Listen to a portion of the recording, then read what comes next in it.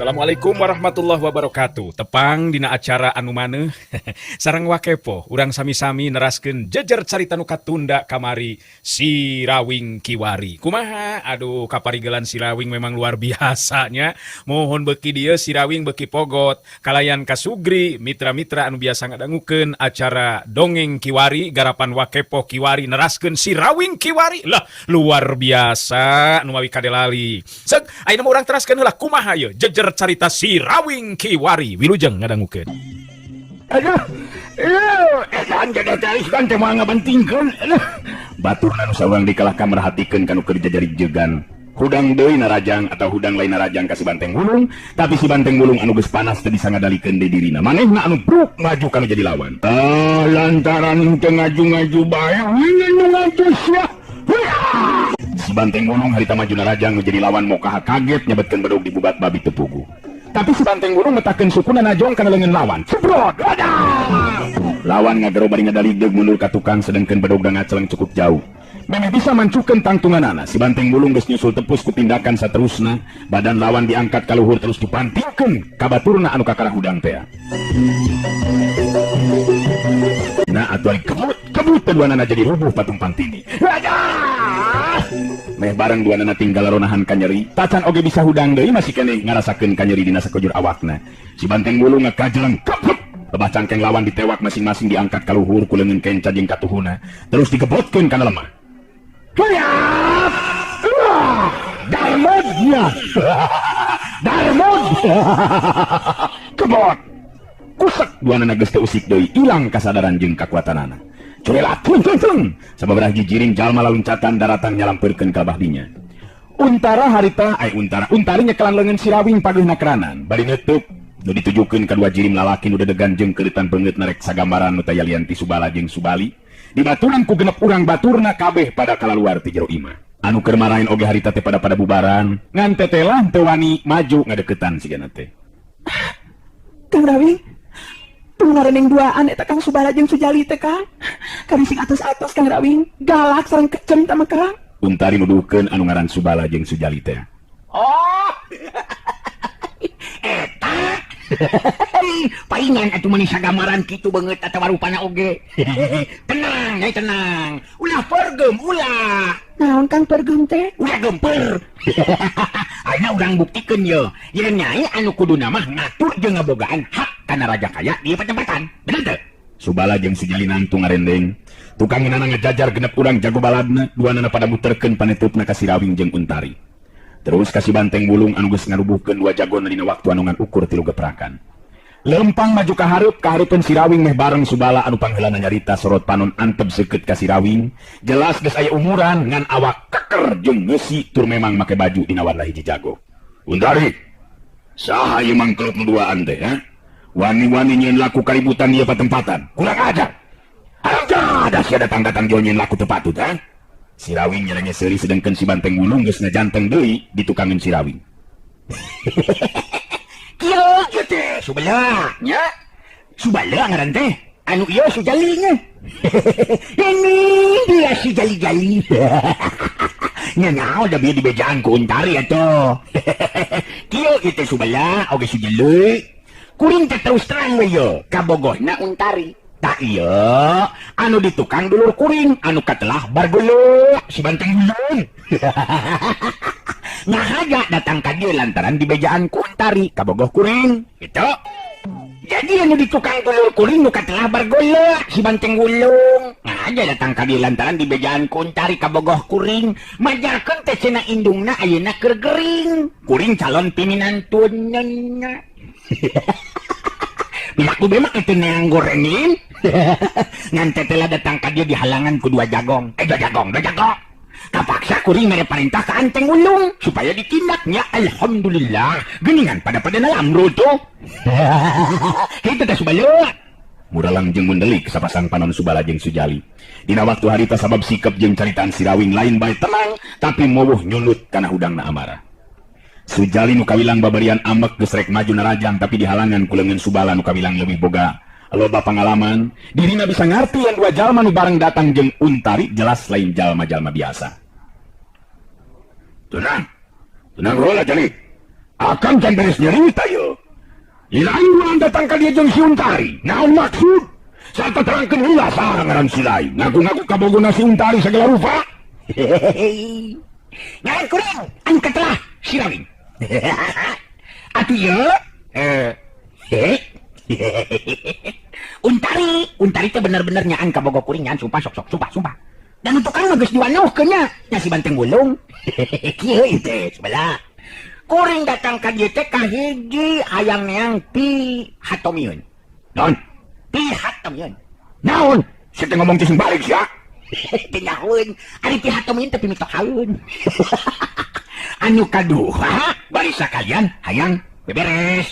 Subala mun cereng bari ngebentak. Beres naon, ha? Nonton bari jeung suruh salengeh kitu dia ngomong teh. Najan dina bibir ngomong kitu tapi dina hate mah Subala kaget. Sabab dia ngadenge ngaran si Rawing disebut ku lalaki ngora anu nangtung igireun Untari. Nah bener gitu ieu teh si Rawing. Aing geus mina ngadenge ngaran si Rawing tapi kakara nyaho ayeuna. Tapi sanunya ukur aku-akuan jeung mangkeluk teh. Tapi sapasang leungeun jeung ramu-ramu leungeunna nya deui hararideung. Lamun bener ieu si Rawing aing kudu hati-hati. Sabab ceuk beja si Rawing kawilang jago pilih tanding anu mampu numpes kajahatan jeung para karaman. Kitu galecokna hate Subala dina waktu harita. Si Rawing kadenge cumarita di ngajawab pananyana Subala. Iya anu hayang dibereskeun teh Subala. Nya da kuring teu mikeun anu boga kabogoh kahirupanna diatur ku anu lain hakna mah. Sedengkeun siga nu dalam kaeun ngomong teh rese. Sedengkeun raja kaya anu aya di dieu teh sasatna mah ditinggal bapana Untari kabogoh kuring. Malah indungna Untari mah aya keneh pugu kawin jeung bapana Subala mah teu mangkuk sabaraha bulan teu jeung teu kungsi boga naon-naon deui kopo-kopona mah manehanana kabehanana geus dijelaskeun ku Untari ka kuring. Si balik so ngomong ti kopona pila bengkok seutik mun molotot pokona tuh. Jadi wajar lamun kuring salak jadi kabogohna hayang menerkeun ieu masalah atuh salah ieu wungkul masalah. Pokoknya mah ulah milu ngatur kehidupan jeung hak raja kaya kolotna Untari. Anu estu lain hak anjeun duan. Nah, saya teh ngomong teh mun dicuplak-ceplok itu kapan kol-kola. Sanajan dina sikap tenang mangsa cumaritana tapi si Rawing langsung kana sasaran pokona. Henteu loba bulat-bulit dina ngomongna. Pogo we mani beureum beungeut Subala jeung Sujali dina waktu harita. Ngageter duanana awakna lantaran amarah tapi sanggeus ngadenge pangakuan si Rawing tadi, jelas Subala jeung Sujali henteu wani ngayakeun tindakan samarangan. Sanajan kakara tepung harita manehna duaan, tapi ngaran si Rawing geus leuwih ti heula dipikawanoh ku dirina duaan. Ari Subala harita muncereng ka Untari siga nu hayang ngrekep jeung nyasaak awakna. Entah murlang muncereng ka Untari. Kuring berek muncereng mah jeung mendotot masuk Subala. Oke Sujali. Alah lamun Subali jeung Sugriwa. Sigana bae kuring nu jadi Sri Rama.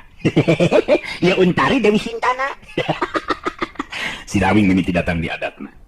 Sujali lamun seug teu dihalangan ku leungeun lanceukna mah geus rek sagajeleng-gajelengeun atuh anu mamajuna rajang, tapi Subala masih keneh tacan mere parentah pikeun maju. Rawing. Dewek sabenerna mah geus cukup nyaho santemina ngadenge kana ngaran si lain euy. Tapi ayeuna si lain coba-coba pikeun pipilueun kana urusan batur. Ngandung hati maneh hayang cilaka. Ari kangaranan jeung kabogoh mah tang tube kaciwit kulit ka bawah daging paciwit-ciwit lutung si lutung pindah ka tungtung. Subala dengekeun oge Sujali. Numat kuring kapaksa ayeuna ngomong. Lain kapaksa ketang nyaho sakuduna bae kuring ngomong. Ari popokona mah ulah sapedah ka Untari pangawak awewe tingajenan Jeung sok ngelicikan lur. Oh mah jelur yo. Cilaku atuh numpuk-numpuk dosa kitu. Pogo salibat mah dosa teh baledos teu karasa, tapi awak jadi bau. Buktina ayeuna menika ambeul ka dieu tuh bau katu. Bau naon sia? Bau katu, bau nyuk-nyuk. Beak kasabaran Subala ayeuna mah. Ngareret ka Sujali adik kembarna bari terus nyarita. Urang deuk tah mangkeluk teh Jali. Ngan kade hati-hati akan kusingan deui ngaran si Rawing, kabilang luhur elmuna cenah. Moal samata-mata wani ngacapak lamun kitu lamun teu muntuk ka urang cenah eta. Urang ketrukeun kabeh pangarti jeung kakuatan Jali. Ayo Kang, urang ajar mangkeluk teh yeuh. Diantepkeun kalah ka ngacapruk ka mana karep, ha? Subala jeung Sujali ngabagi diri. Kadenge si Banteng Bulung ngomong. ngawing nga bagian sa barang urang ka ngawing-ngawing. Bisi nga kokman kan mewing nga bagian geneban ka ngawing-ngawing.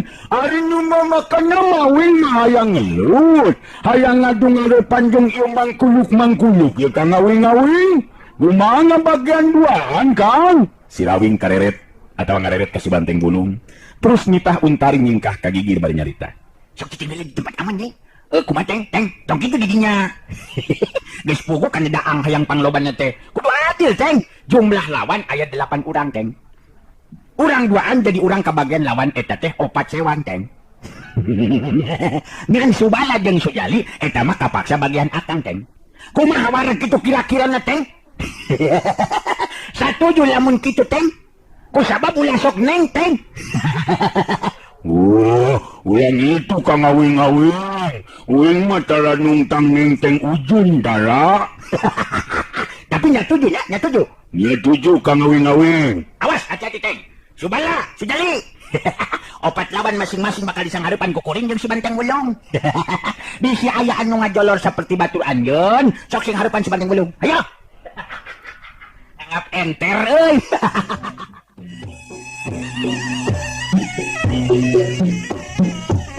Ari Subala ngatur baladna memang dina pikiran manehna oge kitu pisan anu jadi lawan baris disangharepan ku 4 jalma ti pihak manehna. Ari sabab Subala ngarti yen munggaran atawa nungaran si Rawing lain jago kamari sore. Dirina kudu bisa aya di pihak nu unggul. Lamun henteu kitu geus tangtu ajeun kahormatan dirina bakal runtag di hareupeun Untari anu salila ieu dikingkilikan turta dilirihan dina kahirupanana. Sanggeus ngatur ngabagi kekuatan Subala harita ngarendeng jeung Sujali sedangkeun si Banteng Gulung nying hareupan opatan jago atawa jago-jagona Subala jeung Subali. Ngayo, hayo tuh. Yo bang ngamun jaju lewingeun napikeun ngaing. Dimanting-mantingkeun sia ku ngaing masih gajatur nyane. Ngayo. Ngayo sia ngurang manting-manting ku ngaing-ngaing. Si Banteng Gulung puringas panonna bet jadi beuki bayangan sigana teh. Subala jeung Sujalinya kitu deui dua jago baturna katingali geus pada marsat bedog masing-masing. Ku ijiran Subala mah sanajan si Rawing sakumaha jagona kangaranan di huruf ku opatan kitu mah piraku bisa unggul. Si Rawing muterkeun paneutupna kana jadi lawan sikepna teu ngawangun pasangan pancuh nangtung ajeng ti siga nurik tarung ngadu jiwa.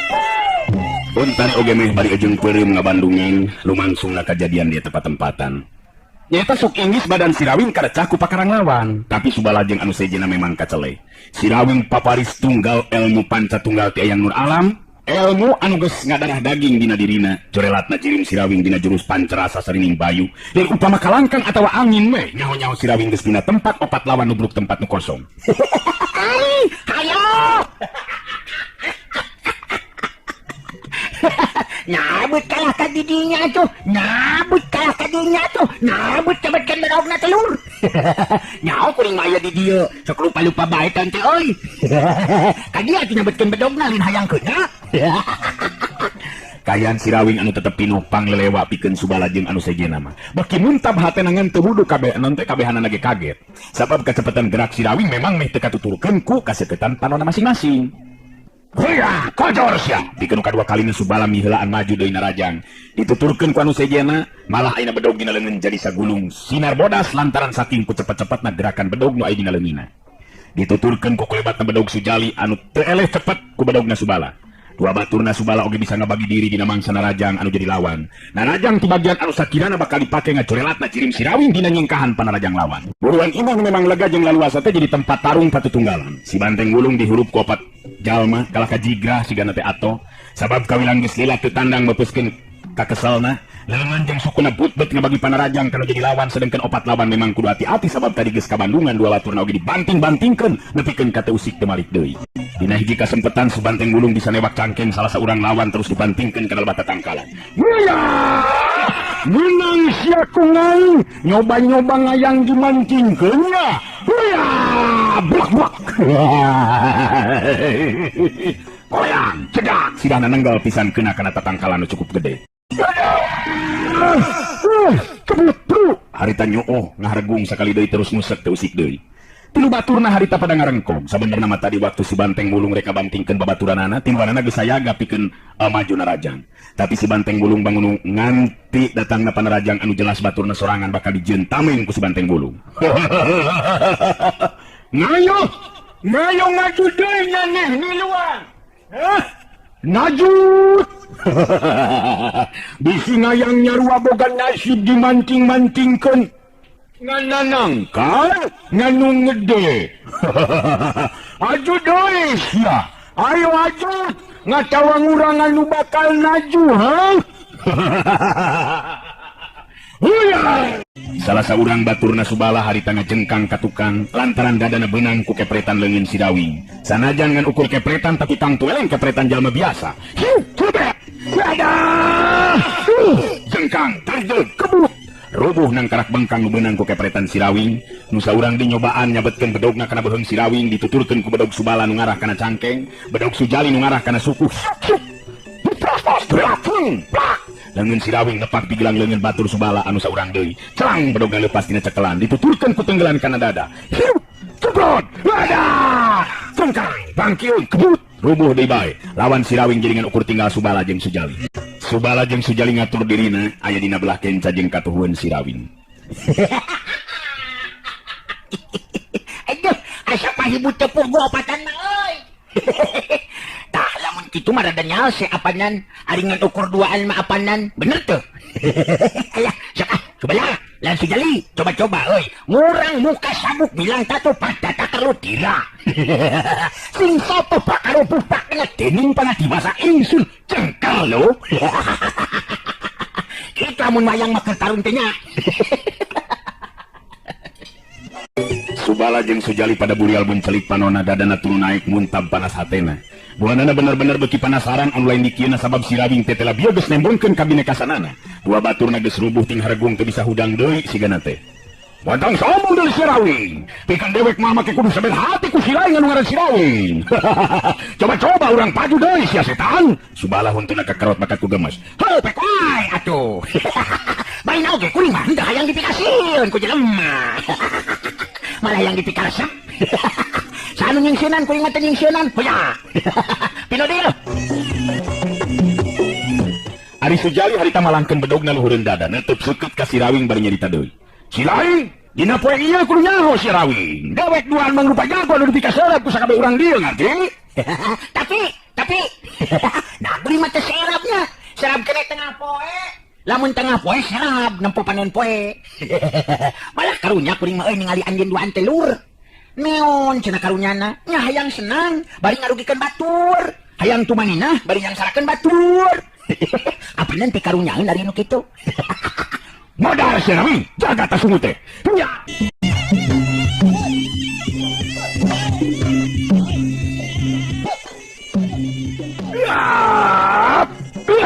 Modal sia. Aduh, ayo sakayang seuri. Aduh, ampun eta jurus. Juruk colok naon eta? Colok kojo, cok ejo.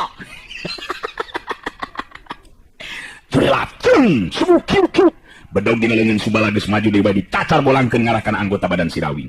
Dituturkeun ku bedogna Sujali nu jadi adi sakembaranana bedogna teh eleh cepet. Tapi si Dawing nu geus matakeun jurus pancarasa sarining geni tidak atawa digabungkeun jeung jurus pancarasa sarining bayu bagian tina ilmu silat pancatunggal, moka hajiri menjadi teu beda ti kalangkang sedengkeun sapasang leungeunna nebarkeun hawa panas anu tembus kana kulit jeung daging. Sok kameri.